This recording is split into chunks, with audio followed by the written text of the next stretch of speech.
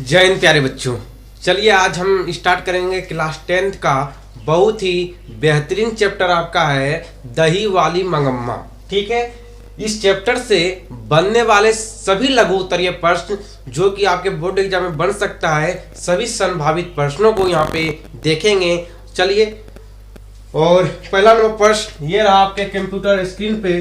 पहला नंबर प्रश्न क्या है प्यारे बच्चों? देखिए पहला नंबर प्रश्न आपका प्यारे बच्चों, मगम्मा का अपनी बहू के साथ किस बात को लेकर विवाद था? अगर आप कहानी पढ़े होंगे तो आपको भी मालूम होगा कि किस बात को लेकर जो है उसकी बहू मगम्मा और उसकी बहू के साथ विवाद था, ये आपको मालूम होगा। ठीक है, चलिए उत्तर सुनिएगा। मंगम्मा का अपनी बहू के साथ अधिकार को लेकर विवाद था। मंगम्मा अपने बेटे पोते और बहू पर भी अपना अधिकार बनाए रखना चाहती थी, जिसे उसकी बहू मानने को तैयार नहीं थी, और यही विवाद का कारण था। प्यारे बच्चों, हर किसी माँ का ये अधिकार होता है और वह चाहती है कि हमारा बेटा पर हमेशा के लिए अधिकार बना रहे, है ना। इसलिए बना रहा है प्यारे बच्चों क्योंकि एक माँ ही जानती है प्यारे बच्चों कि उस बेटे को जन्म देने में कितना कष्ट हुआ। वो एक माँ ही समझ सकती है और वो कोई नहीं समझ सकती है। और वही 2 से 5 दिन के बीच आए वो बहू उस बेटे को गुलाम बना लेती है, और जिस माँ ने 9 महीने कोख में रखकर उसे जन्म दिया, जिन्होंने हर दुख सुख को सहा, प्यारे बच्चों सोच लीजिए कि वो माँ को कैसा लगता होगा। और आते ही अपनी कारनामा शुरू कर देती है। ऐसी बहुओं पे धिक्कार है ना। तो मंगम्मा चाहती थी कि हमारा बेटा और हमारी बहू सभी के ऊपर हमारा अधिकार हो। सही बात है, अधिकार होना भी चाहिए। और जब इन सभी माँ का अधिकार जब छीन जाता है प्यारे बच्चों तो बहुत ही कष्ट होता है इन लोग को, है ना। चलिए, उसके बाद प्रश्न नंबर आपका दूसरा है प्यारे बच्चों। दूसरा प्रश्न आपका क्या है प्यारे बच्चों? देखिए दूसरा नंबर प्रश्न आपका है, बहू ने सास को मनाने के लिए कौन सा तरीका अपनाया? बहू ने सास को मनाने के लिए कौन सा तरीका अपनाया था, है ना। तो बहू ने सास को अपनाने के लिए कौन सा तरीका अपनाया था, ये अभी आपको मालूम होगा, है ना। यदि नहीं मालूम है तो सुन लीजिए प्यारे बच्चों, आपको हम बता देते हैं। उत्तर इसका होगा, बहू जो है बुद्धिमती थी। उसने सोच समझकर बच्चे को दादी के पास भेज दिया। बच्चा जब दादी के पास बाजार जाने को मचल रहा था तो बेटा बहू ने उसे समझाया। अपनी गलती भी उन्होंने स्वीकार की। पोता ही समझौते का जरिया बन गया, जो बहू की योजना थी। देखिए प्यारे बच्चों, बहू ने देखिए किस प्रकार का उपाय सोचा कि किस प्रकार से सास को मनाया जाए, और सास को कौन मना सकता है। तो बहू ने देखिए किस प्रकार का दिमाग लगाया। उसने उसके पोते को भेजा। मंगम्मा का जो पोता था, है ना, मंगम्मा का जो पोता था उसको भेजा, यानी कि जो था उसको भेजा, है ना। तो आपको भी मालूम होगा कि एक जो है दादी का सबसे कीमती सबसे अनमोल रत्न उसका पोता होता है। एक दादा और दादी का सबसे अनमोल रत्न जो है उसका पोता होता है। वो बेटा से भी ज्यादा अपने पोता को मानता है। अपने बेटा और पोते से भी अपने बेटा से भी ज्यादा अपने पोते को मानता है। कौन? तो दादा और दादी। तो उसने सोचा, नजम्मा ने सोची कि क्यों ना दादी के पास, क्यों ना बहू के पास, क्यों ना सास के पास जो है उसके अनमोल रत्न को ही भेज दिया जाए, है ना। अगर वो पोता जाएगा तो मान जाएगी, तो बहू मान जाएगी, तो सास मान जाएगी और हमारी जो भी गलतियां होगी वो हमें माफ कर देगी। आपका प्रश्न नंबर आपका तीसरा ये रहा आपका कंप्यूटर स्क्रीन पे। क्या देखिए, रंगम्पा कौन था और वह मंगम्मा से क्या चाहता था? रंगम्मा एक चोर था, डाकू था, बदमाश था, है ना। बदमाश था जो कि मंगम्मा से जो है वह उसका धन चाहता था, है ना, उसका पैसा मांगता था। उसके बाद आपका प्रश्न नंबर आपका चौथा, प्रश्न नंबर आपका चौथा, ये रहा आपका कंप्यूटर स्क्रीन पे क्या चौथा प्रश्न।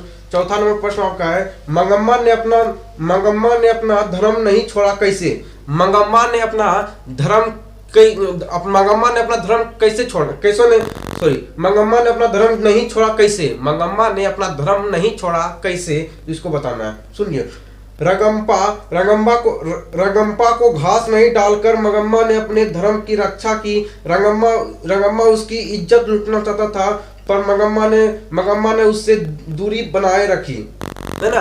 कहने का मतलब यह है कि मंगम्मा के साथ दुर्व्यवहार करना चाहता था। कौन? रंगम्मा नाम का एक दो चोर डाकू बदमाश था, लेकिन उन्होंने अपने बुद्धिमत्ता से काम लिया, है ना, और उसको जो है उसको धूल चटा दिया, है ना।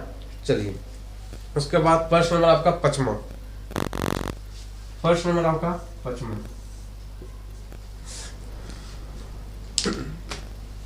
प्रश्न नंबर आपका पांचवा है, मंगम्मा की बहू ने विवाद निपटाने में पहल क्यों की?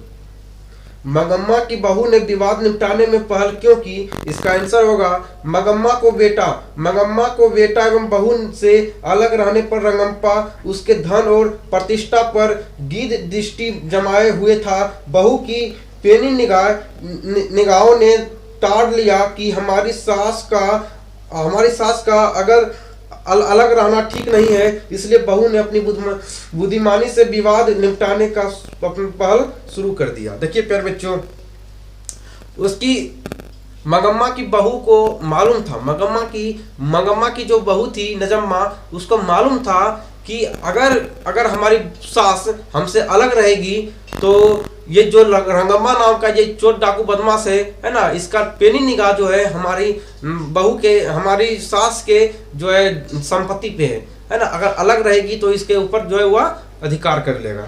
ठीक है, चलिए प्रश्न नंबर आपका छठा, प्रश्न नंबर आपका छठा क्या है? प्रश्न नंबर आपका 6 है।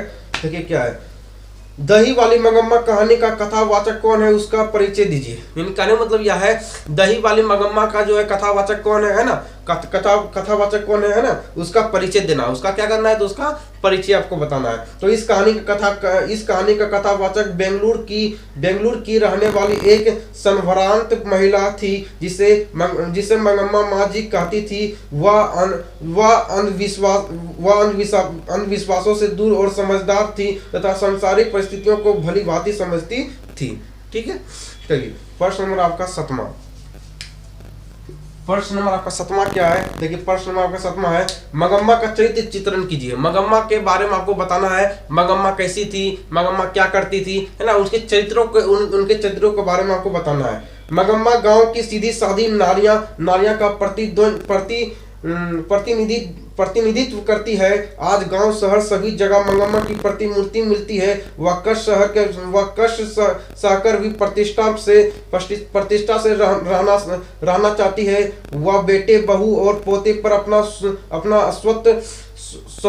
अस्वत्थ सर्वदा बनाए रखना चाहती है। इस प्रकार वह एक भारतीय नारी है जो सम्मान के साथ जीना चाहती है, देखिए प्यारे बच्चों, आज के समय में भी आपको इस प्रकार की औरत आपको देखने को मिल जाएगा, इस प्रकार के औरत देखने के लिए मिल जाएगा जो कि उसके परिवार वाले उसे बहुत ही ज्यादा प्रताड़ित करते हैं, उसको बहुत ही ज्यादा उसको कष्ट देता है, फिर भी वह औरत, फिर भी वह महिला सहन कर रह लेती है, वह सहन कर रह लेती है ना। और वो जानती है कि अभी तो दुख है, बाद में तो सुख जरूर आएगा प्यारे बच्चों, है ना। जो दुख कर रह लेती है और आने वाले समय में उसे सुख जरूर हो जाता है ना। इसी प्रकार मंगम्मा एक सीधी सादी औरत थी, सीधी सादी महिलाएं थी, है ना। और याद रखिएगा, सीधे साधे लोग पर ही लोग अत्याचार करते हैं प्यारे बच्चों,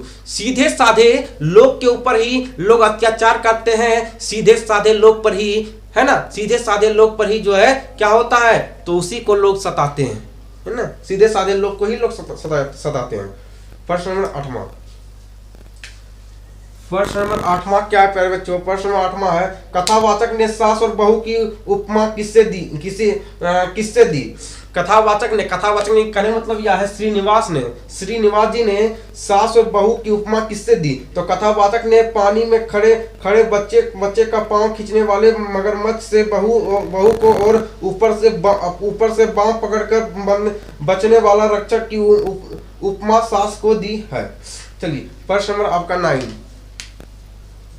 प्रश्न नंबर आपका 9, इस कहानी से क्या शिक्षा मिलती है? इस कहानी से आप क्या समझते हो? उन सभी चीजों के बारे में आपको लिख देना है, ठीक है। चलिए उसके बाद प्रश्न नंबर आपका 10वां क्या है देखिए। प्रश्न नंबर आपका 10वां है, दही वाली मंगम्मा कहानी का संदेश स्पष्ट करें। कहने मतलब यह है, दही वाली मंगम्मा की जो कहानी है इसका जो है इसका क्या करना है? तो इसका संदेश स्पष्ट करना है, यह क्या संदेश देना चाहती है। तो यह कहानी जो है आधुनिक बहुओं की संदेश देती है कि वे आवेश दिखाकर सभी सदस्यों को मिलाकर रखे, इसके लिए बुद्धि का प्रयोग करना नजम्मा के चरित्र से सीखे। कहने मतलब यह है, ये दही वाली मंगम्मा से हमें यही सीख मिलता है कि अपने बुद्धिमत्ता से हर चीजों को काम में लेना चाहिए और अपने परिवारों से अलग नहीं रहना चाहिए। यदि आप अपने परिवारों से अलग रहते हैं तो इसका फायदा जो है बगल वाले लोग उठा लेते हैं, है ना। चलिए प्रश्न नंबर आपका 11वां, जो कि आपका कंप्यूटर स्क्रीन पर, ये आपका लास्ट प्रश्न है प्यारे बच्चों। मंगम्मा और नजम्मा में कौन अधिक बुद्धिमती है? मंगम्मा और नजम्मा में कौन अधिक बुद्धिमती है? तो दोनों नारियां अधिकार के लिए झगड़ती है, किंतु नजम्मा अपनी नाटकीय योजना से उसे परास्त कर यहाँ तक कि दही बेचने वाला आय का साधन भी उसके हाथ से खुशी ले लेती है। अतः इस व्यवहार से कथाकार ने नजम्मा को मंगम्मा से अधिक बुद्धिमती बना दिया। देखिए प्यारे बच्चों, सही बात है कि जो नजम्मा थी, जो कि मंगम्मा की बहू थी नजम्मा, ये कथावाचक ने मंगम्मा से भी ज्यादा होशियार किसको बताया है? तो नजम्मा, उसकी बहू को इसलिए बताया है क्योंकि वो कह रहे हैं, श्रीनिवास जी कहते हैं कि जिस प्रकार अपनी बुद्धिमत्ता से बहू जो है अपने सास को मना ली, है ना, सास को मना ली और सास के सारे कामों को वो करने लगी, है ना। तो इससे ज्यादा बुद्धिमत्ता और क्या हो सकता है? तो उत्तर आपका है दाते विश्वास, जिसका लेखक है सात कोड़ी जी। चलिए इसके सभी सभी महत्वपूर्ण जो है यहाँ पे क्वेश्चनों को हम देखेंगे, ठीक है। चलिए पहला नंबर प्रश्न ये रहा आपका कंप्यूटर स्क्रीन पे। देखिए पहला नंबर प्रश्न आपका क्या है प्यारे बच्चों। पहला नंबर प्रश्न आपका है, लक्ष्मी कौन थी?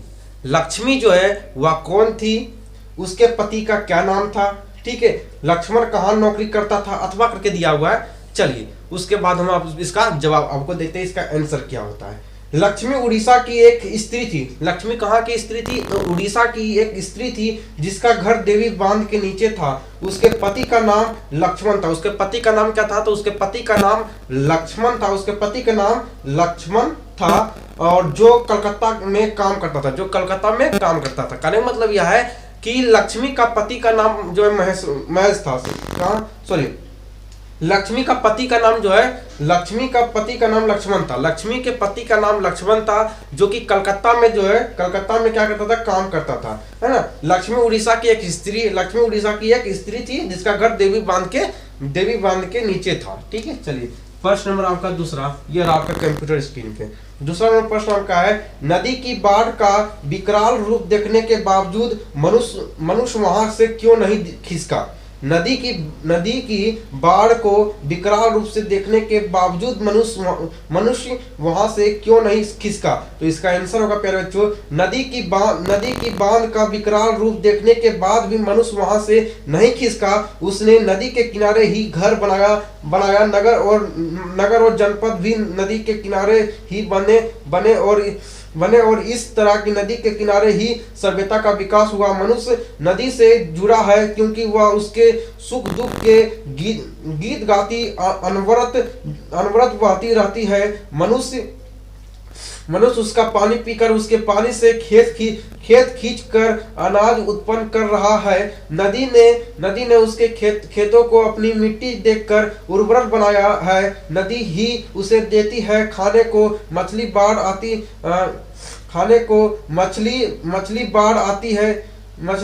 आती है, बांध के घेरे तहस नहस कर देती है, पर मनुष्य उसे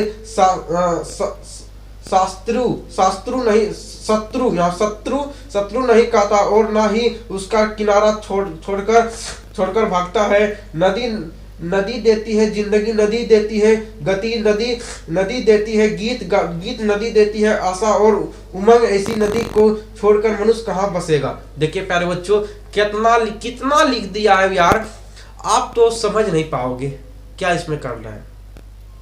देखिए नदी जब बाढ़ आया था, देखिए आप लिखा हुआ है, नदी की बाढ़ का विकराल रूप देखने के बावजूद भी लोग वहां से क्यों नहीं भागा था। इसका कारण यह है प्यारे बच्चों, क्योंकि हर लोग क्या था कि नदी से अपना संबंध बना लिया था। नदी के बिना हर काम उसका होता था। अगर नदी से दूर चला जाता तो वह प्यारे बच्चों बसता कहाँ। नदी के पास ही वो अपना घर बना लिया था। नदी के पास उसका खेत वगैरह था, सिंचाई करता था, फसल उगाता था, वहां से फसल को उगाता था, फसल खाता था, है ना।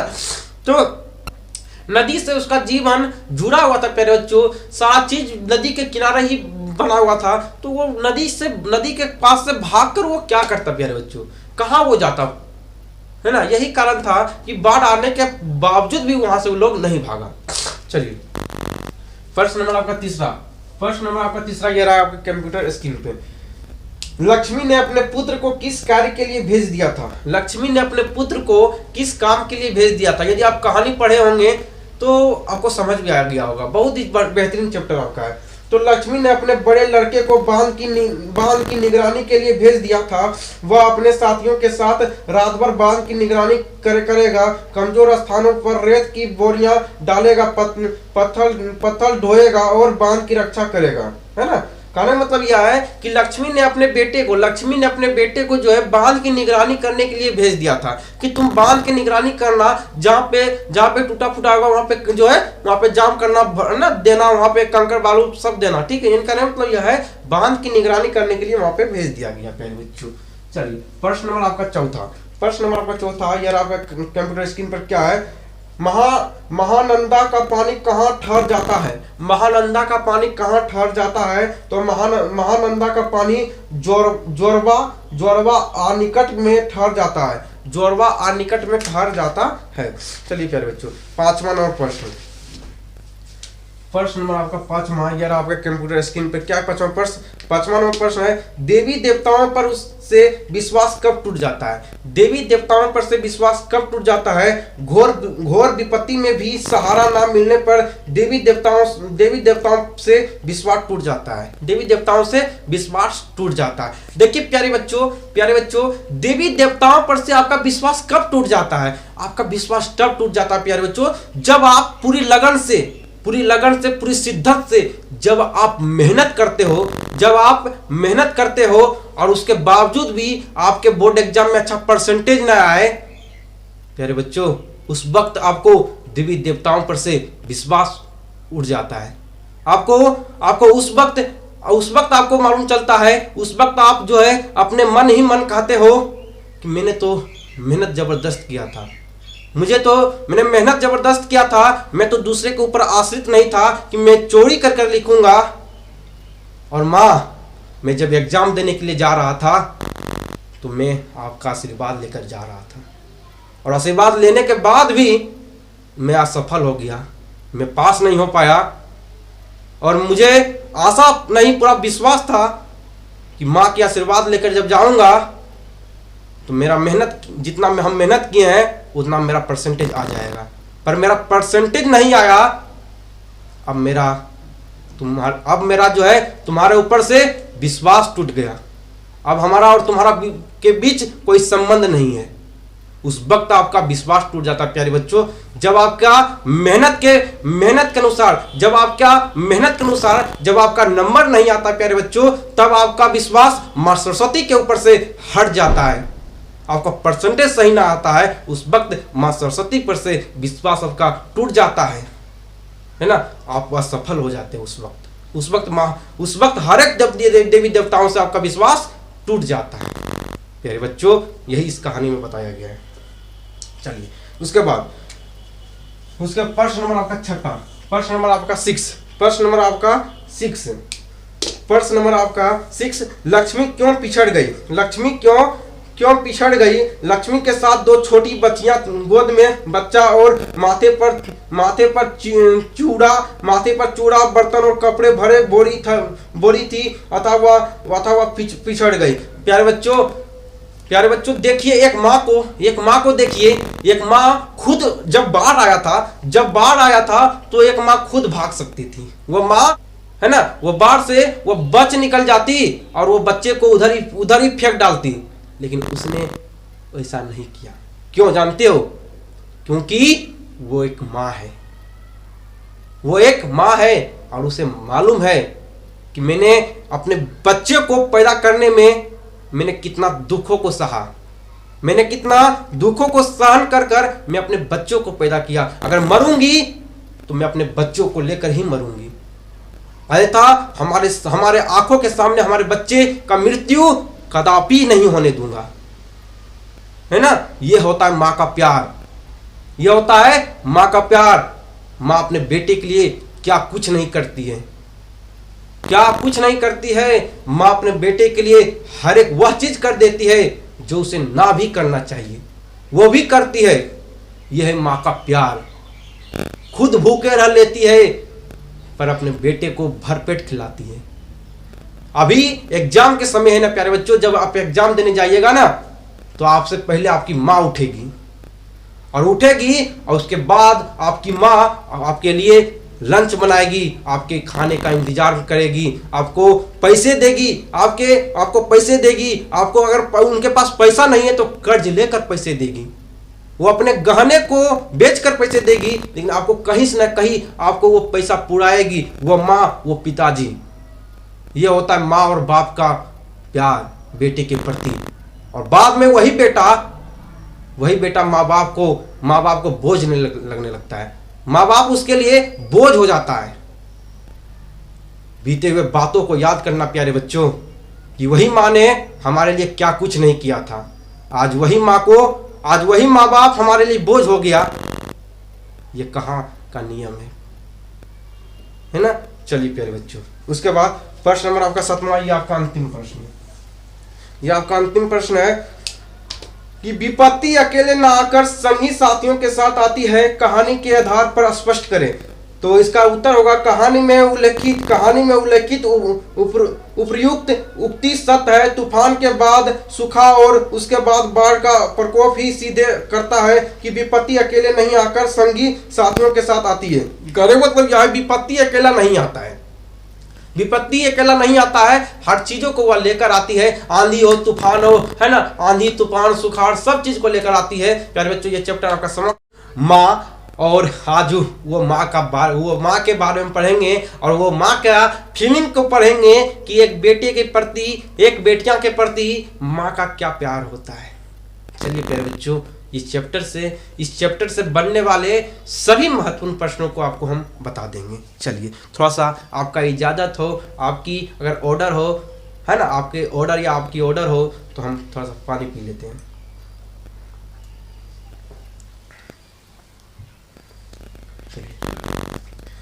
प्यारे बच्चों, प्रश्न नंबर 1 ये रहा आपका कंप्यूटर स्क्रीन पे। पहला प्रश्न है कि माँ कहानी के लेखक का क्या नाम है?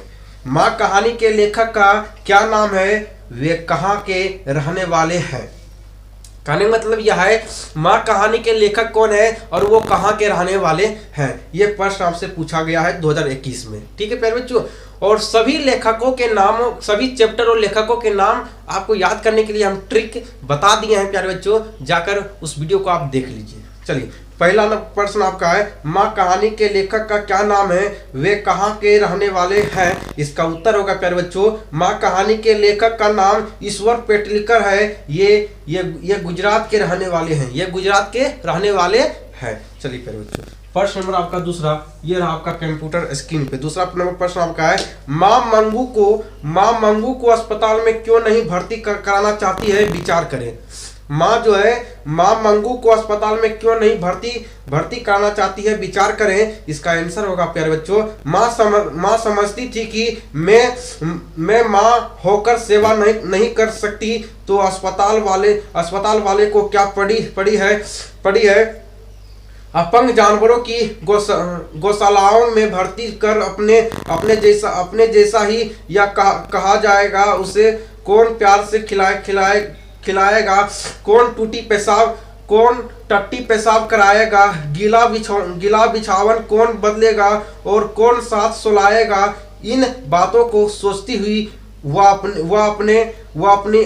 अपने शरीर से उत्पन्न पुत्री को अस्पताल में भर्ती कराना नहीं चाहती थी। देखिए प्यारे बच्चों, एक माँ के बारे में बताया गया है कि एक माँ जो होती है उसको अपनी बेटी के प्रति, अपने बेटा के प्रति कितना प्यार होता है। माँ के प्रति देखिए क्या कहा गया है कि माँ, यहाँ पे क्वेश्चन क्या गया है कि माँ मंगू को अस्पताल में क्यों नहीं भर्ती करवाना चाहती है। तो माँ जो है मंगू को अस्पताल में इसलिए नहीं भर्ती करवाना चाहती है कि माँ को लगता है कि जिस प्रकार मैं अपनी बेटी को लाड प्यार करती हूँ, जिस प्रकार मैं उसे समय समय पर भोजन कराती हूँ, जिस प्रकार पर हम समय समय पर उसे टट्टी और पेशाब ले जाती हूँ, क्या अस्पताल वाले ले जाएंगे, उसका ध्यान रखेंगे हमारी तरह। हमें यही टेंशन सताते रहेगी, है ना, यही टेंशन हमें सताते रहेगी। और सही बात है प्यारे बच्चों, जब आप कहीं जाते हो ना, चाहे आप पढ़ाई करने के लिए जाते हो, चाहे आप कहीं भी जाते होंगे, तो सबसे ज्यादा अगर टेंशन किसी को होता है तो आपकी माँ को और आपके पिताजी को। बाकी इस दुनिया को आपके होने या ना होने का कोई गम नहीं है। जब आप कहीं जाते हो तो बहुत ज्यादा टेंशन उनको लगा रहता है कि बेटा मेरा खाना खाया कि नहीं खाया, है ना, वह किस हाल में है, वो कैसा है ना।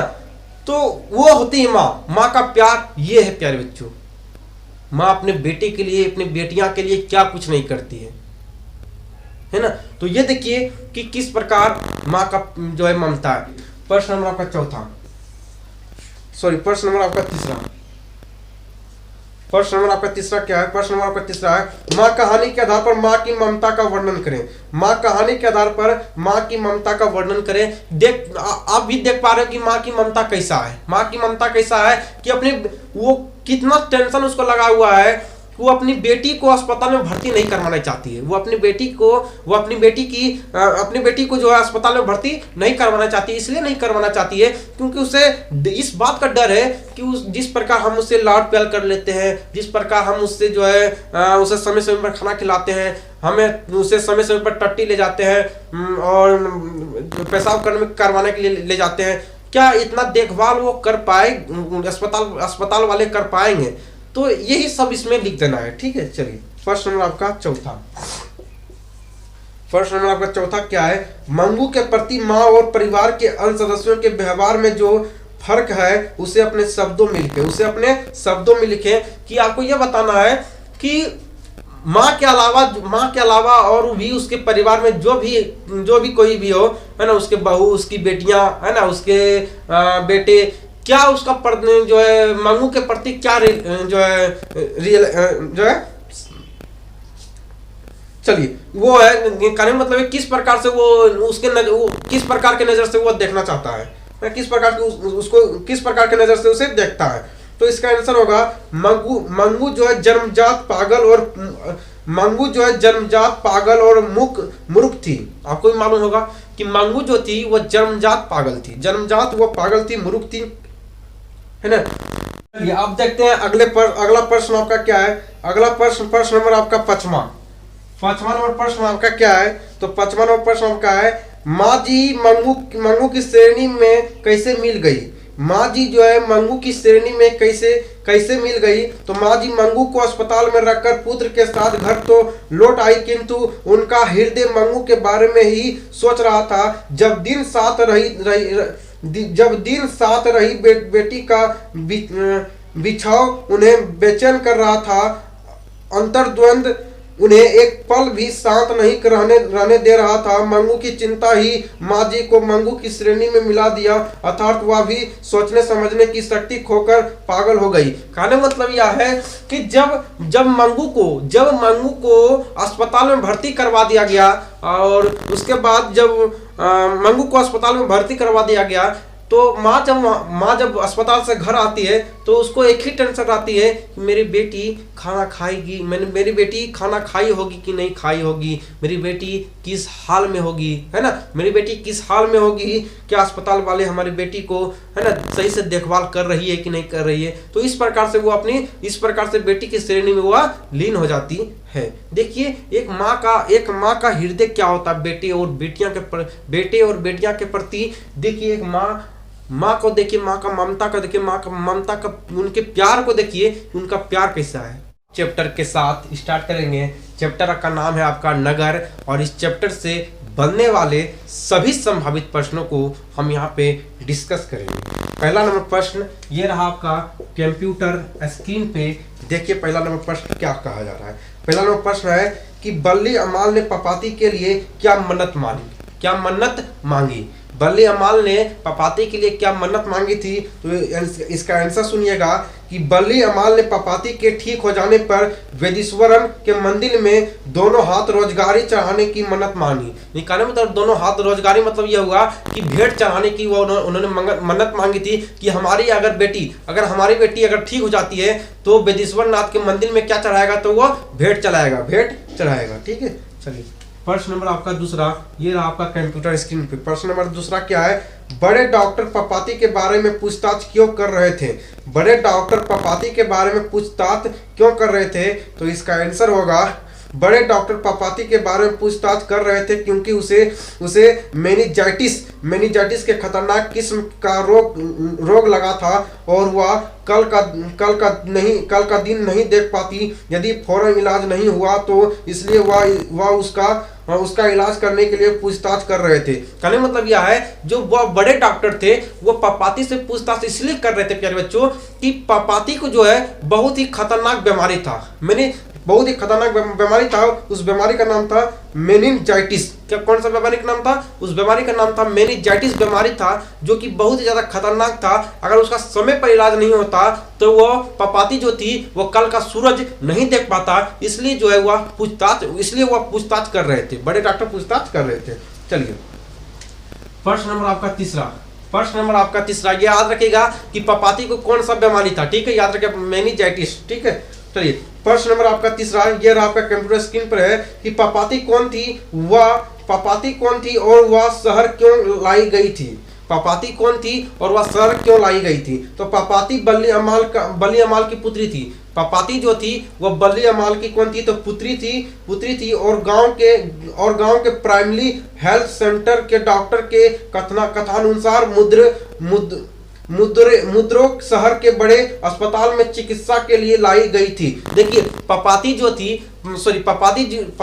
थी वो बल्ली अमाल की पुत्री थी, जो कि गांव बेगरम जो थी होता है प्राइमरी चिकित्सा जो होता है वहां से रिटायर कर दिया। कहने मतलब यह है आप भी सुने होंगे कि जो है आप भी सुने होंगे कि जो है यहाँ से जो है अथी बोल दिया, कह दिया कि जाओ पटना लेके जाओ, है ना, पटना लेके जाओ, भागलपुर लेके जाओ, है ना, इस प्रकार से आप भी सुने होंगे। ठीक है, यहाँ से रेफर कर दिया, इस प्रकार से बात आप सुने होंगे। तो उसी प्रकार वहां से जवाब दे दिया, कहां से, तो उसके प्राइमरी हेल्थ सेंटर से जवाब दे दिया कि यहाँ पे पपाती ठीक नहीं हो पाएगी, इसे शहर ले चाहिए, इसे शहर के डॉक्टरों के पास आप ले जाइए, इसे बड़े अस्पतालों में ले जाइए। ठीक है, चलिए इसलिए पपाती को शहर लाया गया, है ना, उस बीमारी का इलाज कराने के लिए। प्रश्न नंबर आपका चौथा ये रहा आपका कंप्यूटर स्क्रीन पे। प्रश्न नंबर आपका चौथा है नगर शीर्षक कहानी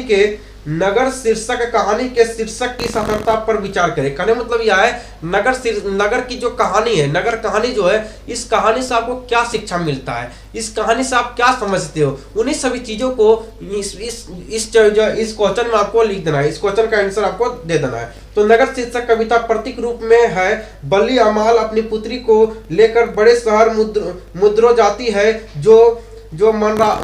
जो मनरासन है, नगर के लोग रुके व्यवहार के हैं, उसे एक स्थान पर खड़ा होकर रोने भी नहीं देते। गांव में एक दूसरे के ख्याल रखते हैं तथा अव्यावहारिक जीवन शैली का प्रतीक नगर शीर्षक सार्थक है। ठीक है, चलिए प्रश्न नंबर आपका 5वां, ये रहा आपका कंप्यूटर स्क्रीन पे। 5वां नंबर प्रश्न आपका क्या है? तो 5वां नंबर आपका प्रश्न है,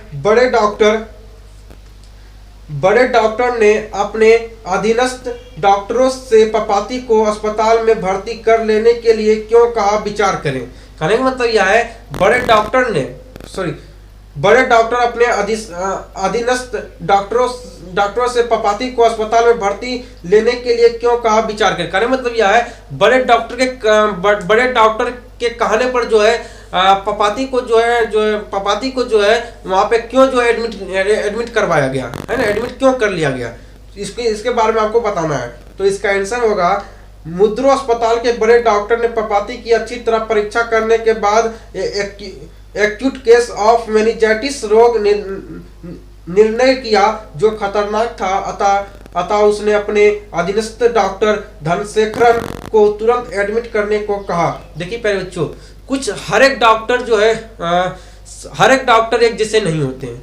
कुछ डॉक्टर जो होते हैं वो डॉक्टर नहीं बल्कि वो डॉक्टर के रूप में भगवान होते हैं। डॉक्टर नहीं बल्कि डॉक्टर के रूप में वो भगवान होते हैं। और ऐसे डॉक्टर का ही जो है जरूरत है हमारे बिहार में, है ना। तो प्यारे बच्चों देखिए किस प्रकार से जो है उस बच्ची की जान बचाई गई, है ना।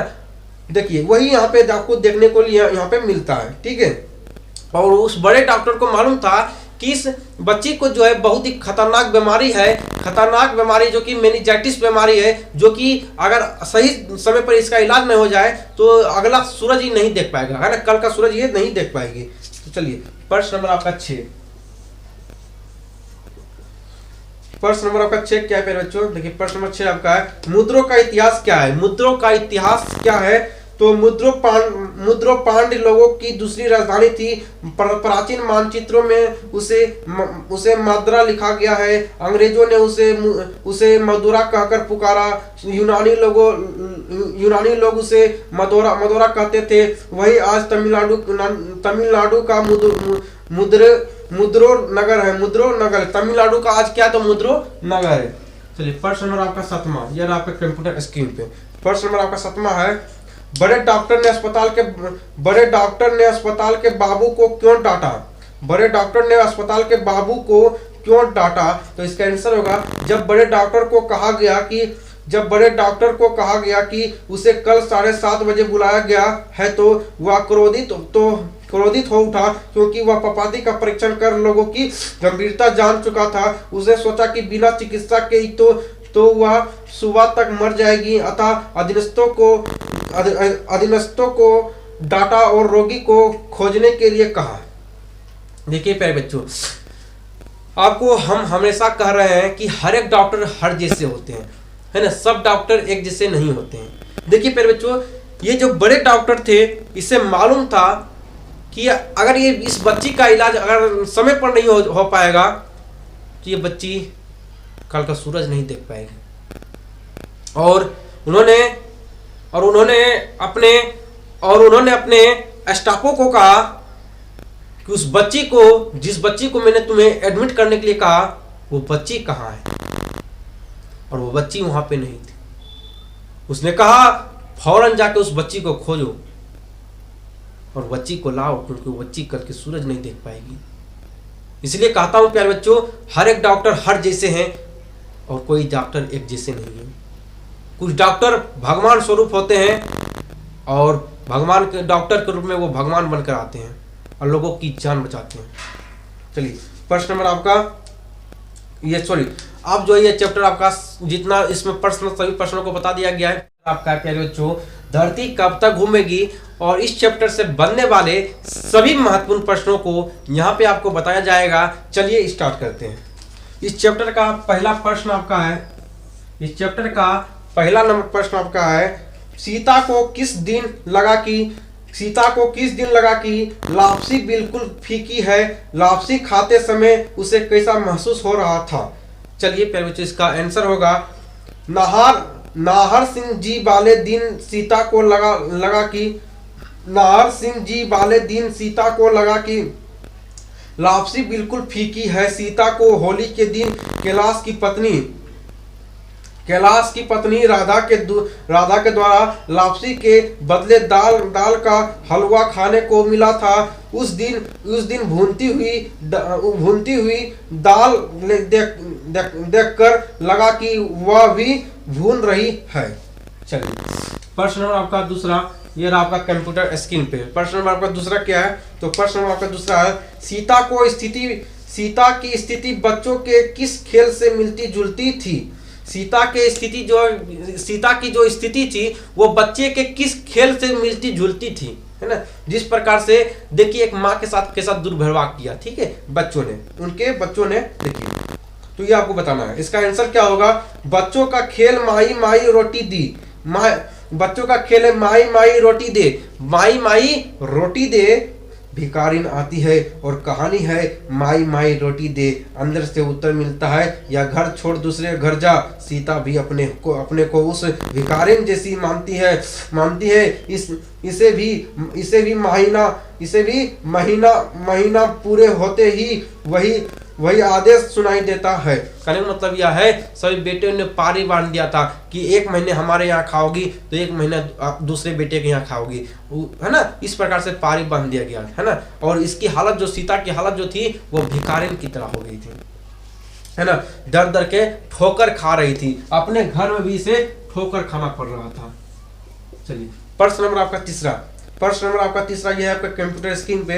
प्रश्न नंबर आपका तीसरा क्या है? सीता अपने ही घर में क्यों घुटन महसूस करती है? सीता जो है अपने ही घर में क्यों घुटन महसूस करती है? बहुत ही लाजवाब क्वेश्चन है प्यारे बच्चों। ये प्रश्न हर बार पूछा जाता है ना, इस प्रकार से प्रश्न। तो सीता विधवा होने के बाद बेटे और बहुओं से उपेक्षित हो गई है। बात पर उसे मात्र 2 रोटियां के लिए ताने सुनने पड़ते हैं। इससे वह सर्वदा अपमानित महसूस करती है। उसे लगता है कि धरती आकाश सिमटकर बहुत छोटा हो गया है, इसलिए सीता अपने ही घर में घुटन महसूस करती है।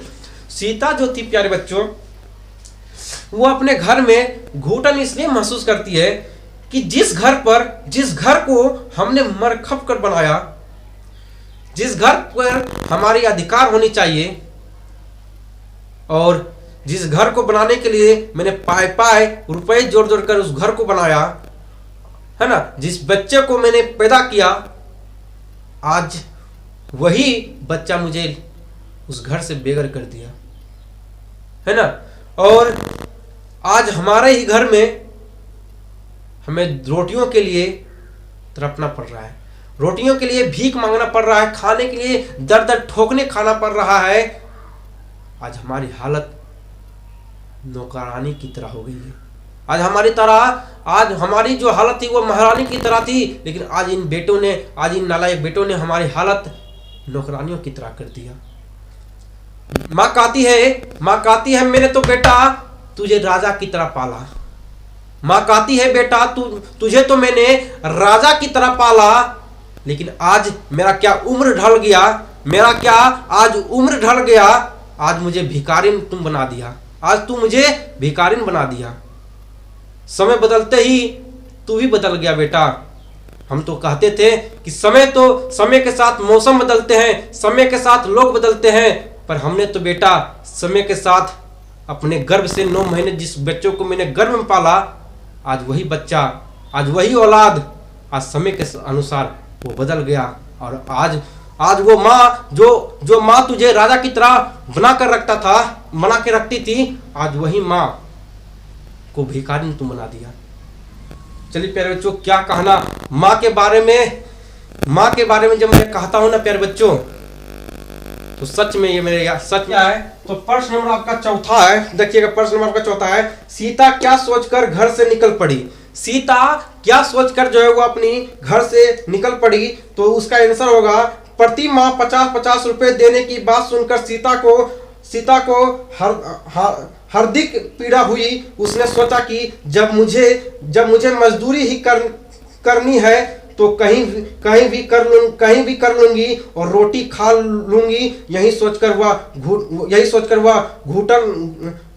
वह घुटन में घर से निकल पड़ी। कहने मतलब यह है प्यारे बच्चों, देखिए कि जब उनके सभी औलादों ने यह डिसीजन कर लिया था कि माँ को पारी बांध भर कर खिलाऊंगे, माँ को पारी बांध कर मैं खिलाऊंगी।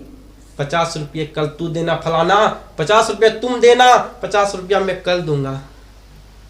देखो आज वही, जब देखिए समय को बदलते हुए, समय जब बदलता है तो लोग भी बदलता है ना। देखिए जिस माँ ने तुझे पढ़ाने के लिए पाई चीजें को बेच दी, पाई चीजों को वो बेच दी, जिस बाप ने तुझे पढ़ाने के लिए पाई चीजों को वो बेच दिया, मेहनत मजदूरी कर कर तुझे पढ़ाया, तुझे लिखाया, आज वही बाप और माँ को यह सुनना पड़े कि आज आपके लिए हम पारी बांध दे रहे हैं, है ना। 50 रुपये कल वो देगा, 50 रुपये वो देगा, 50 रुपये वो देगा, है ना। सोचिए वो माँ को क्या बीतेगा फिर, है ना प्यारे बच्चों। तो देखिए किस प्रकार से औलाद बड़ा होते ही बदल जाते हैं। चलिए तो ये चैप्टर आपका समाप्त होगा, फिर मिलेंगे नेक्स्ट वीडियो में। तब तक के लिए बाय बाय, जय हिंद, जय भारत, गर्व से कहो जय बिहार।